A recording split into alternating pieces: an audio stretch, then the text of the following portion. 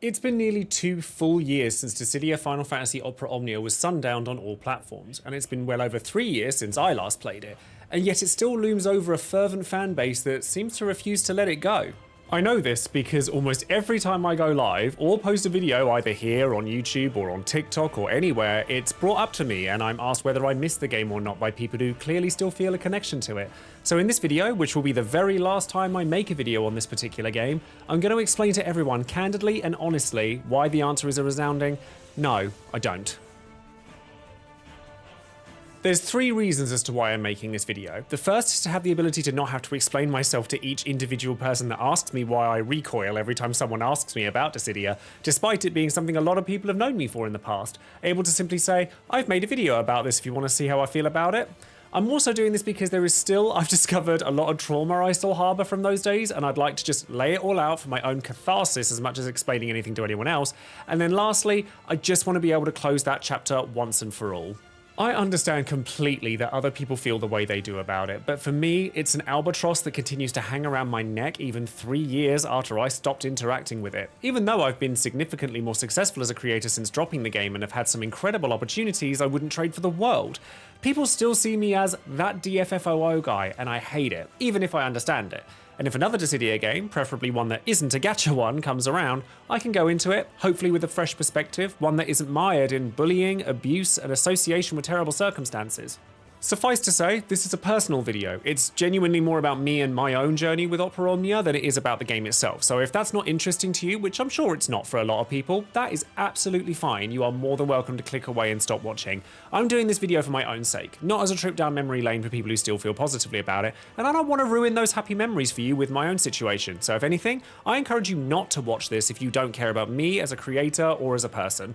I feel I need to explain my work ethos as a creator, and it's something that informs my videos to a huge degree and will be even more of a focus going forward with it too, which is the idea of connection and community. I love people more than anything else in the world, more than games, more than making videos, more than all of it. So my reason for starting getting into content creation was to meet people from different walks of life, learning about their stories, and having the ability to share my own is what it's all about for me, and making that initial connection through a shared medium. I never expected to be doing this full time, certainly not for the last 5 years. All of this is kind of a happy accident, one I'm extremely grateful for, and I do owe Dissidia a lot for that. I'm not stupid, and I would like to make it very clear that despite all the crap I've dealt with from that community and its content creators, I've met some incredible people too, and I still maintain a core community that I am grateful for every single day, that many of which I would not have met without this game. So if you're a part of that, know that I appreciate you more than you could possibly know. So I understand that the sentiment behind comments I see literally every day, like, oh, Joesephyr, I haven't seen you in ages since DFFOO, where have you been? As it's well intentioned, I'm sure, but when the answer I have to give is, I haven't gone anywhere, I've been making content regularly the entire time. You stopped watching, I didn't stop creating. It's weird. Especially when I get literally hundreds of messages, DMs, comments, all sorts of things like that every month, despite the fact that I've done really well with a plethora of other subjects like Grand Blue Fantasy Relink, other Final Fantasy games, Pokemon TCG Pocket, Monster Hunter Wilds, Expedition 33, Nintendo contests like this one, Dragon Quest, and yet it always comes back to a game that's been dead for 2 years. It's hard not to feel invisible despite being seen by so many people. It's really hard to explain. In fact, most of my most viewed videos aren't related to Dissidia at all, but I do get it. I did cover the game for a long time, which is why I'm explaining myself now. So here's a fun fact for you. I don't like gacha games. I've had my time being addicted to them. I played Brave Exvius and got absolutely swept up in the addiction of spending money on it. I even made a video about it many years ago in the aims of helping others know that they're not alone in struggling with that kind of thing. And when I started playing Dissidia Opera Omnia, when it released back in 2017, I went into it very much with the mentality of wanting to play it as a Final Fantasy fan, despite it being a gacha, not because it was a gacha. And I did really enjoy the game for quite some time before I'd ever made a video on it. It was a great side game to crack out and do some challenging fights. The game was weirdly generous in giving you resources. There was lots of little fan favorite moments with some of the characters. And I think for most people that was true for them too, which is why it gained fans in the first place. So then when I did start making videos for it, having come away from the Final Fantasy trading card game, which funnily enough literally nobody talks to me about now, my goal was to help people navigate a game like that from the perspective of a Final Fantasy fan who didn't want to spend money on a game like that, as I had done with Brave Exvius. And I was lucky, I worked really hard on what I was presenting, and I kept to myself just because I was learning my craft, and at the beginning, it was fine. Then I dropped content creation for a little while to work at Square Enix, which was a dream job of mine and still is. I'll literally never forget the day I got the call to say I'd got on that job. I sobbed down the phone. It was really embarrassing. But as some of you may know, I didn't stay at that job for as long as I would have liked to because I was the victim of a very serious crime in London. I won't go into details about it, but people who've watched me for a long time do already know about it. And it meant that mentally I couldn't deal with commuting to and from London every day. So I left that dream job. And then 2 weeks later, we got hit with COVID. So I was like, bugger, now what am I supposed to do? So I came back to YouTube and I started streaming on Twitch as well, as I needed an escape, to be honest. I was completely isolated, not just by COVID, but the trauma of dealing with being physically abused by a stranger and stuck in a house feeling really uncomfortable in my own skin. So imagine my surprise to see that I was both growing extremely quickly in the streaming space as well as on YouTube again, but also made to feel extremely unwelcome because of it. Now, I cannot stress this enough. I will not be naming names in any of the incidents I'm about to explain because I do not want any of my viewers to go witch hunting other content creators in the same way that viewers of those content creators did to me, because it's not right and I don't condone it in any way. So if you do somehow manage to work out who I'm talking about in any of these situations, leave them well alone. It's so far in the past now that it doesn't matter. And from what I know, the vast majority of them don't make content anymore anyway. I'm the stubborn bastard that stuck around. I was fairly well established in the DFFOO community when I left to go to Square Enix, but not to the level that I was at after I left it. And I encouraged someone I knew to become a content creator themselves, knowing that they'd played it, and I wanted to give them the knowledge I had and how I did things because I knew it worked and that maybe they could fill the void I left. And they did, and they did pretty well. In fact, I would watch their stuff while I was at the company and put it forward as an example of content that was being made on the game. But when I left and I told people I was coming back to content, suddenly the tone shifted and I was ostracized by them, and they encouraged their viewers to do the same thing to me. They've since apologized and things are fine between us now and have been for a long time. But at the time, given my personal situation, it was pretty devastating to see people I trusted turn on me like that. Had that been the only situation, it would have been nothing realistically, but it was just the tip of the iceberg, I discovered. So Square Enix held monthly streams to highlight events that were coming up in DFFOO, as well as characters and quality of life changes, etc, and they were very popular. But after I returned to content creation, obviously I started watching these again, but imagine how it felt to suddenly see my name dropped repeatedly in Square Enix's official chat with comments like, Joesephyr is an F-slur, which to be fair is true, but still not a nice thing to see, or Joesephyr is a sellout, constantly. Every month. Why on earth would people be going to Square Enix to throw insults at me? It was weird and really uncomfortable. I actually had Square Enix members of staff, bear in mind, some of these people are my friends and people I've worked with directly, apologize to me for people's behavior. And I don't hold that against them. It's not their fault that people can be nasty like that, nor is it Square Enix's place to protect me or need to apologize to me at all.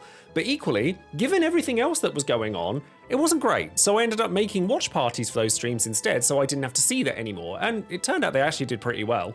Over the course of 2020 to 2021, I grew extremely quickly and was very grateful for it. I'd made Twitch partner in 3 months, which is crazy. YouTube was performing pretty well, and it was enabling me to earn a living when I'd just left my dream job and was stuck at home all day. And I was getting to talk to people constantly, helping me get over a really horrible situation. But as time went on, I noticed more and more, especially after I started posting the pulls I did on stream over on YouTube, that more and more people only ever really came for that part of the game, the part I actively told people I disliked most.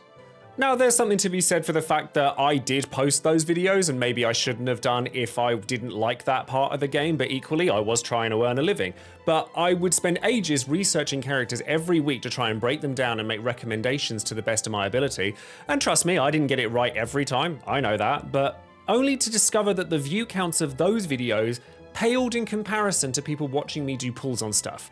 This was then bolstered by the fact that people started throwing money at me on stream to do more of that, so I ended up in the exact feedback loop I wanted not to be in, because I felt forced to interact with the part of the game I enjoyed the least because, quite frankly, it was keeping me fed and with a roof over my head.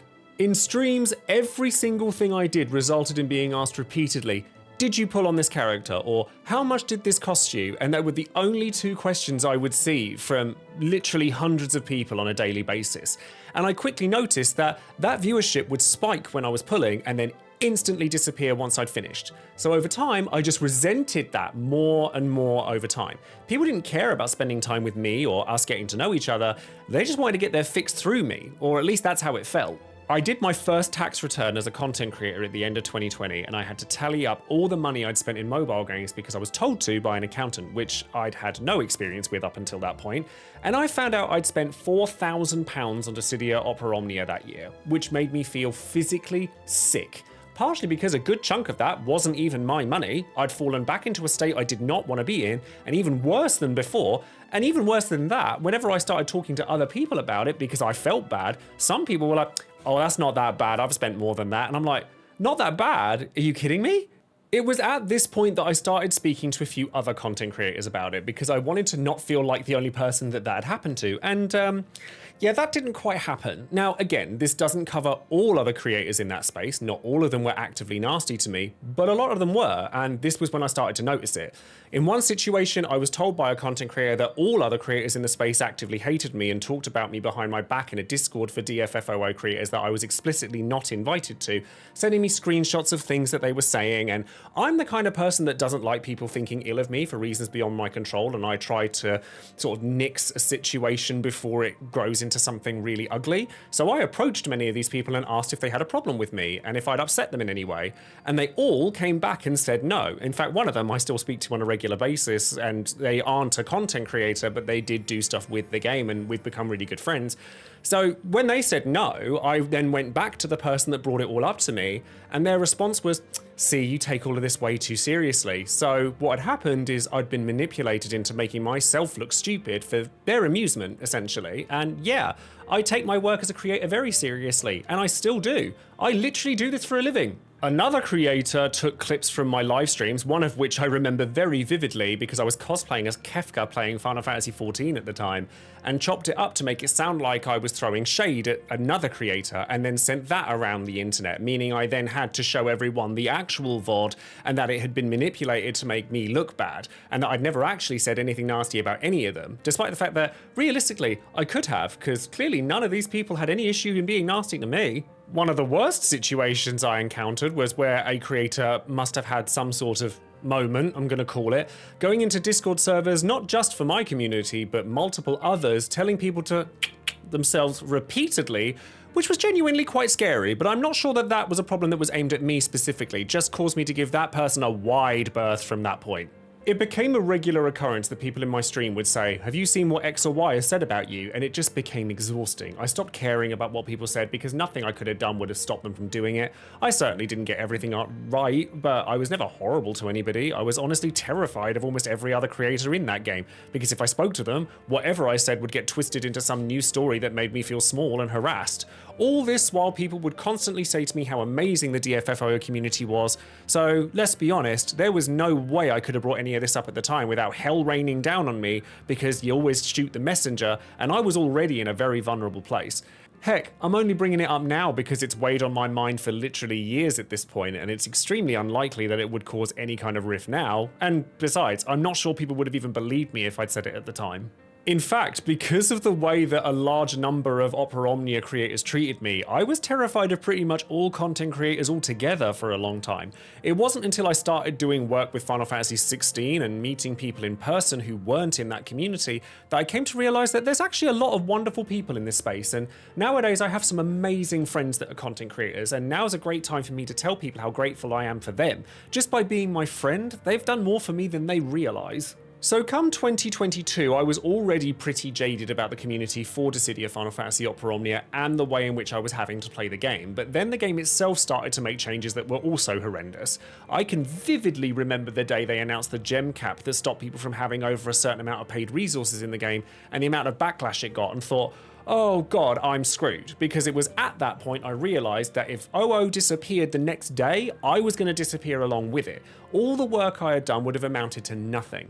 Now I know that nothing lasts forever, but it was a very sobering moment that made me think, oh, I'm not about to allow myself to be solely tied to a live service game anymore. Certainly not one that was already making me miserable, so I started doing more with Final Fantasy XIV, Dragon Quest, playing the other Final Fantasy games. I did the count up at that point to showcase just how much I know about that franchise and want to connect with other people like me. I was trying to wean people off from only knowing me for that one game, but I still kept playing it because I was scared that if I stopped playing it entirely, I'd have lost everything I worked for, and that was a fear that sadly mostly came true. It did get better for a little while. I was making fan meetups in London and I met some amazing people at those, which showed that not everyone behaved the way I'd come to expect from the Opera Omnia community.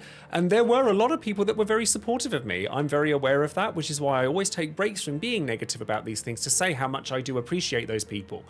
But it was just a constant loop of being frightened of my own audience and the people I had to interact with in my own environment for a long time, and I needed out. I can remember the exact point at which I said, I'm done with the game internally. Dissidia Opera Omnia was progressively getting worse and worse with each major change. Bursts and LDs were largely fine, but the game wasn't as fun as it was in the first year or two. Characters were becoming more and more homogenous because power creep meant that every character had to do everything, so nothing really stood out anymore except for bigger numbers. And the FR weapons were about to arrive, which would then become the actual death knell of the game. But my checkout point was actually slightly before that. Freya from Final Fantasy IX had her LD weapon being released not long before Kain and the dawn of the FR weapons were coming. And I had said, after doing the research into how Japanese players played the game, that players didn't need Freya and shouldn't pull for her because Kain basically would take her place in most teams a few weeks later. Well, people didn't like that. I was getting sent actual death threats because I was an idiot, I didn't know what I was talking about, etc, etc. Now I knew I was right, and I was, by the way, at least from the perspective of maximizing people's resources so that they didn't need to spend money, which was always my goal. But it was at that point I realized, combined with everything else I'd learned from a gacha community at this point, oh, you don't actually want my advice. You don't want me to tell you not to pull on anything. You want me to say you should pull on this, even if you know you don't need it, so you feel validated in doing so because it's a character you like. That was it for me. I kept going for a little while longer because I felt like I had to, but mentally I was completely checked out at this point, and I'm sure people could tell. By the end of 2022, I told people I was done, and I really well and truly meant it. I was ready to take the risk and ditch a game I didn't like, a community that had sent me a lot of abuse, and the fear that the audience I did have wasn't mine, but the game's, which is something that people very frequently reminded me of, which made me even more insecure. I didn't want to feel bitter anymore. I didn't want to feel scared anymore. I wanted it gone, so I did. And my god, did people make me feel even worse for it. Now, I want to remind everyone again, and I'm going to keep doing it, I did maintain a core community after I stopped playing the game, and I'm extremely grateful for those people. You know who you are, but basically overnight, I lost 80% of my viewership. People got angry at me whenever I would stream literally any other game. And when I said I wanted to remove Dissidia as a category on my Discord server, my god, you should have seen the fallout I had from that. According to some people, I was stopping them from talking to their friends, as if DMs and group chats aren't a thing. I was betraying people. I was locking people out from their hobby. It was insane. And this was after I had explained to my community, or the community I had with Dissidia at the time, the situation, and that I was looking after my own mental health by doing this. So again, it became very clear that I did not matter to these people. Dissidia did. But to be honest with you, all that did is galvanize me and show me that I absolutely 100% did the right thing by leaving it behind, and I don't regret it for one single second. Despite the fact that I did struggle as a creator for quite a long time after it. I considered packing in content creation altogether numerous times. But I'm still here. I've been clawing my way back up from the bottom again, and now I'm more successful than I ever was with Dissidia. And more importantly than all of that, I'm happier for it. I've actually been experiencing a little bit of this again with Pokemon TCG Pocket over on TikTok, as I kind of blew up by accident all over again with that, because I knew card games well from my time playing those, but I quickly realised that it's just another gacha game, which comes with all the same pitfalls from the game itself and its community that Dissidia did, and reinforces my feelings towards gacha games even more. But because of the experience I've had before with Dissidia Opera Omnia, I now know how to handle it so much better, and if there's any piece of advice I can give people through my experiences with content creation and games like these? Well, beyond don't be a dick to content creators, there's a human behind the camera. Don't let sunk cost fallacy take control of you. It's okay to move on from something if it isn't enriching to you anymore. Sometimes it can make a situation tough doing it, but nothing worth fighting for isn't tough. I could probably make this video an hour long with examples of all the different times why I don't miss Dissidia, Final Fantasy, Opera Omnia because of the way I've been treated with that game, not to mention the fact that the game got really boring after like 2 years, and then the last 2 years it was dragging its heels. But I like to think that I've made my point pretty clear here. So if you've seen me on Twitch or TikTok or here on YouTube and I've commented negatively about the game in response to something that people have brought up to me, and you come away from that interaction wondering why I would act that way, hopefully this, guys, gives you once and for all a reason to understand things from my point of view. If a new Dissidia came out, would I play it? Yeah, definitely. I'd love to see another single-player focused fighting game like the PSP games. We all would. Would I play it if it were another gacha like Opera Omnia? That I'm not sure on. Would I do coverage on it like I did with Opera Omnia? Probably not, but never say never. I'm a lot more experienced with content creation overall and so understand what the pitfalls are better. And who knows, it could absolutely blow me away. And I'm sure many people would expect me to make content on a game like that.